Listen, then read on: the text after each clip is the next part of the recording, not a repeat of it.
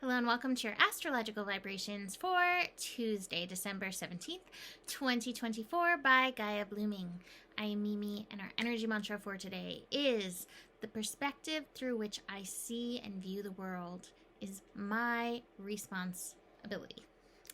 I think it's always important to remember that as creators, as we view things, we create.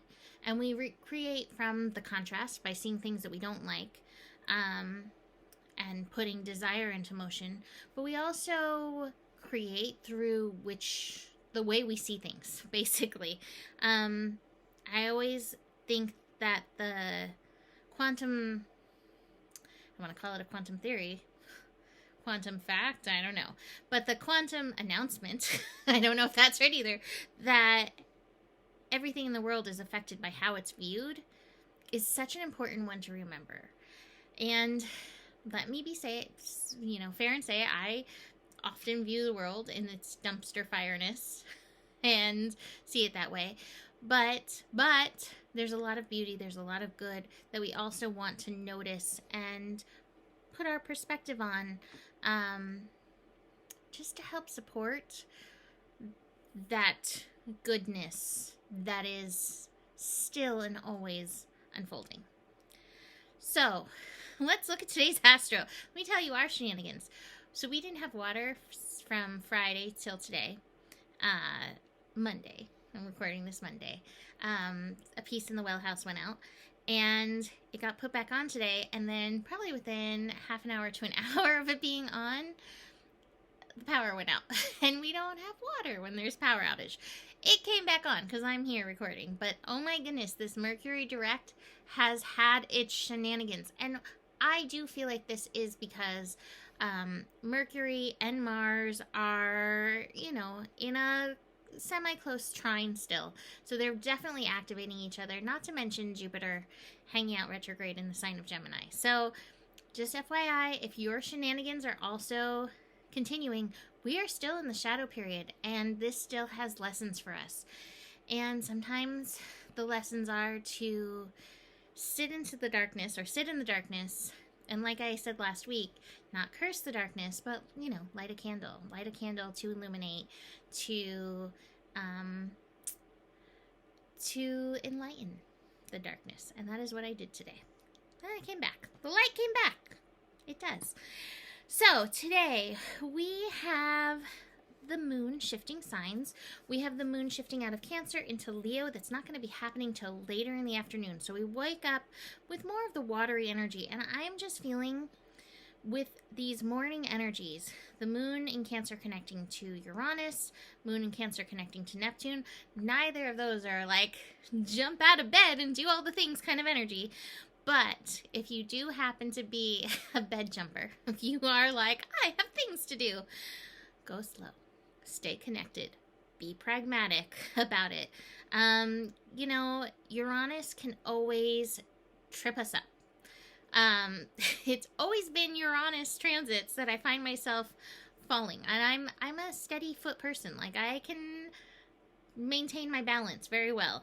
Years of dancing, right? Like, I'm good at that, but there are times feet overhead kind of thing, and it's always Uranus transits. So stay slow, get grounded, be connected, and just realize this energy is a little muddy, and mud is cleansing. It likes to pull the impurities to the surface. And so being that we have the moon in Cancer, Uranus in Taurus, it's muddy, it might be a little triggery, it might be pulling some of those impurities up. So be aware of that energy. But the message I really have is go slow. And that kind of extends into the next transit, which is the moon in Cancer connecting to Neptune. Neptune in Pisces. It's watery. Neptune can be all illusion-y. Again, this is great for meditation and cuddling and snooziness and your intuition, but it can make things unclear in the world, and it just can get a little confusing. And again, taking things low and slow might be the answer for this. We then move into that void moon space, which, especially if you're lunar, just may feel a little void of energy. So be aware of that. that's kind of like the first part of the day. And then we have the moon shifting into Leo, sparking a little fire energy to join the sun, which is rapidly finishing up Sagittarius season. Now, this moon in Leo, definitely going to be activating inner child stuff, activating the heart. Hopefully we can lean into the heart. Hopefully we can lean into the creativity, to the joy. Feel the holiday season vibes bubbling up. But its first connection is with Pluto. So we have a little push-pull, and we may feel, again, a little triggered by this, a little annoyed by things, a little frustrated.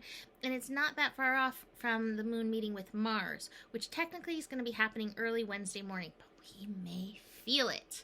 So be aware that you may get your inner child feeling all dukes up and like ready to like retaliate, fight back, stand up for itself, especially with that Pluto-Mars vibe, both of them activating the moon.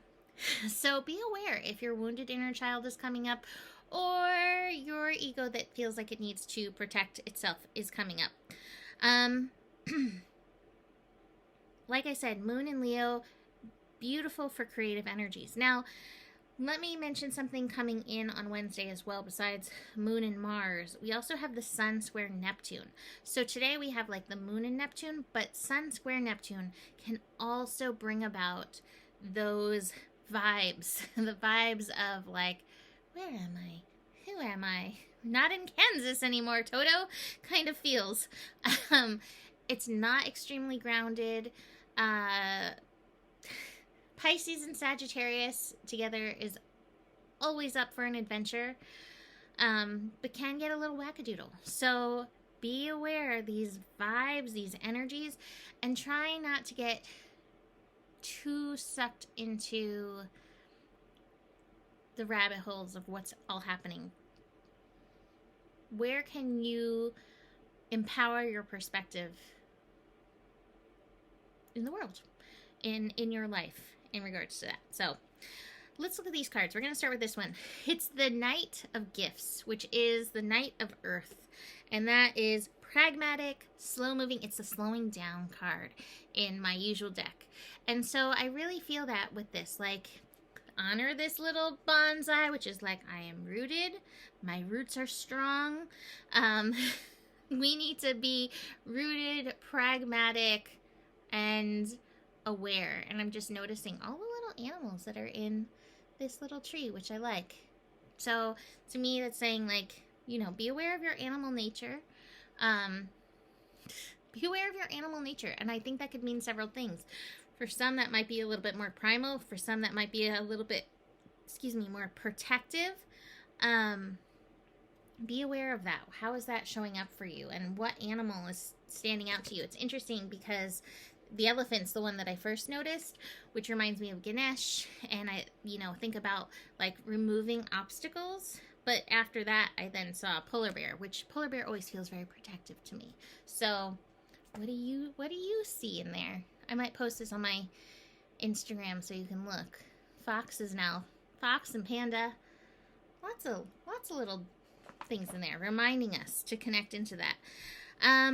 The cards here, receptive. To me, this feels very much on the intuitive realms, to be receptive of the messages that are coming in, but it also is a message to be receptive to the feels that are still moving through. Moon in Cancer always brings the feels.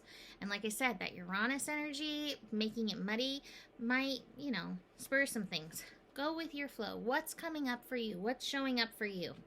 We do have the aloneness card as well, which is always a call to tune within, recognize your light. But it also feels like energetic boundaries, right? Like auric field, boundaries, auric field, I don't want to say solidification, but like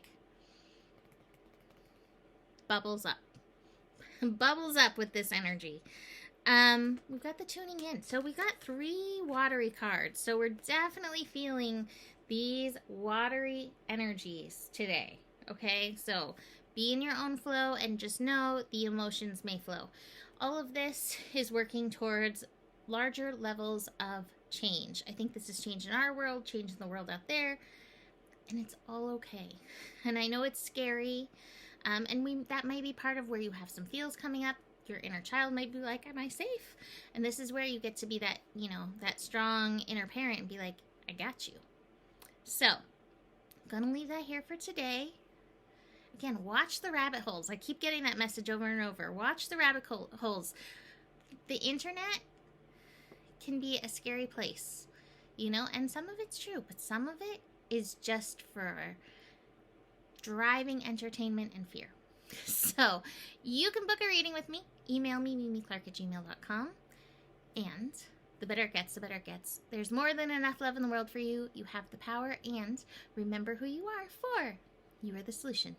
Namaste.